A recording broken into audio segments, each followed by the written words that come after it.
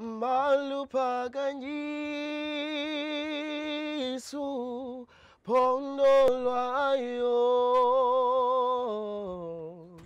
izwa imithanda soyetu sibe moyamu unye. It's so funny how these three communities are very different. There's Overcome, there's Vrygrond, there's Muizenberg. Overcome is informal.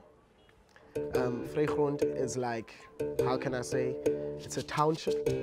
And then you go to Muizenberg, like suburban, and it's all in the same area. COVID-19 helps us acknowledge the gaps that have always been there in terms of our relating with each other in this space of the city in ways that are sustainable. When our president said no one is allowed to go to work, it's where I realized that people will be hungry. We realized that if we waited for help to come to us, we'd probably die waiting. It was only 4 kitchens in Vrygrond, but I also realized that 4 kitchens is not enough. In terms of hunger, people, they are really, really hungry, man. Starvation is really, really killing us, you know. And lucky enough that we have this project like this. So we added 8 kitchens. But after we added that 8 kitchens, also wasn't enough. I'm on the group and I've just been appreciating even just the vulnerability around what it means to start a freaking soup kitchen. We also came up with the idea of having a map.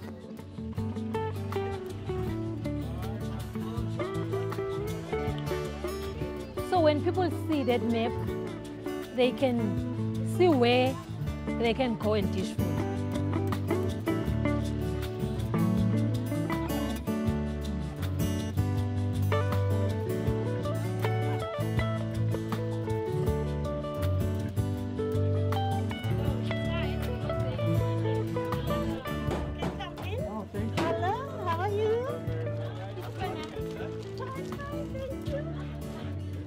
You want a pen?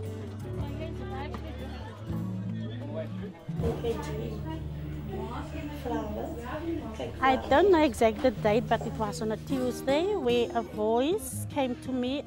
What I discovered, it was the voice of God, where this voice told me, I want you, Marilyn, to feed the hunger. I want you to feed my hungry people. So you need to make sure that's 50, only 50 at a time. Okay, yes. The others can stand like at the road, the of the road and just wait there. And they need to be all 1.8 meters apart, and there needs to be someone every 15 minutes and 30 minutes with a sanitizer. Okay.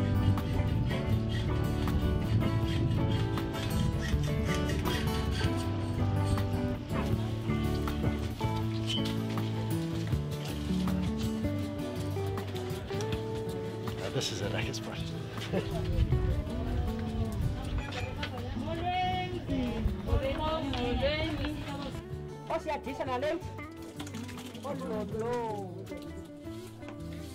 And then idate yanamhlanje amagama wenu nguwe nguLinda nguPam i-cell number zenu i-network enisebenzayo. This is for data. When you're done cooking, dish for yourself before you even go out.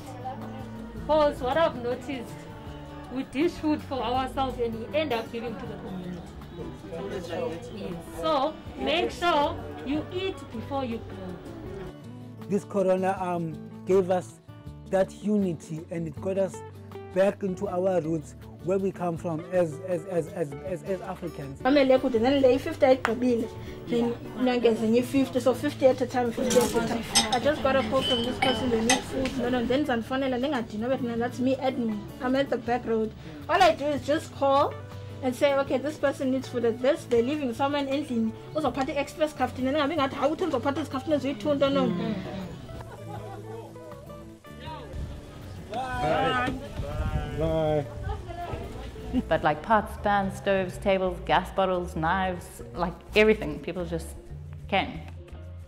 They were saying that they were doing things here, collecting food and things, and we bought a whole lot of stuff to donate, and I bought it in and saw that they were busy doing soup as well, and it's just awesome to do something. When we dish up food for the young kids and adults, we do it, we can say, man, like we're doing it out of love. It's all about pushing the Ubuntu, the spirit of Ubuntu. They are remarkable, and they just work all day, every day, for the love of their communities.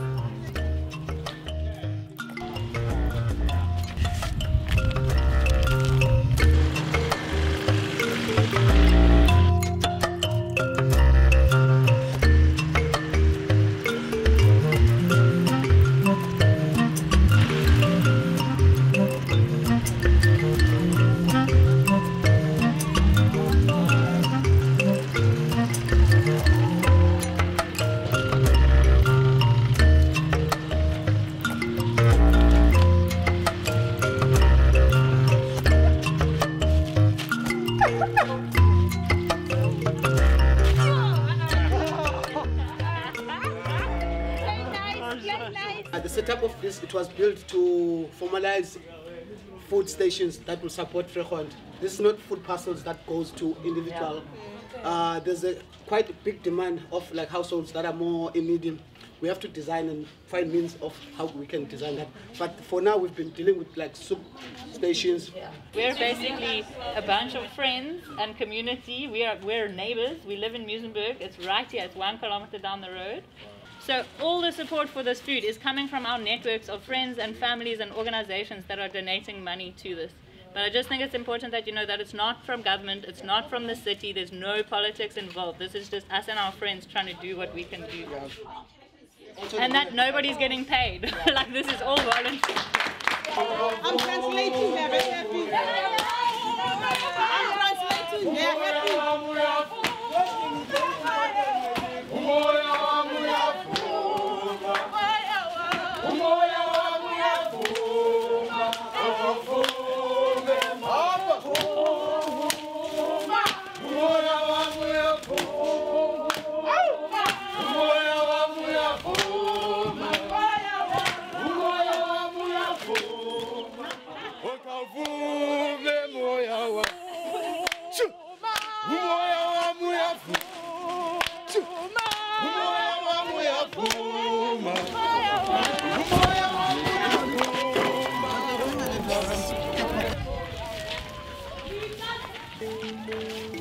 And then are you alright?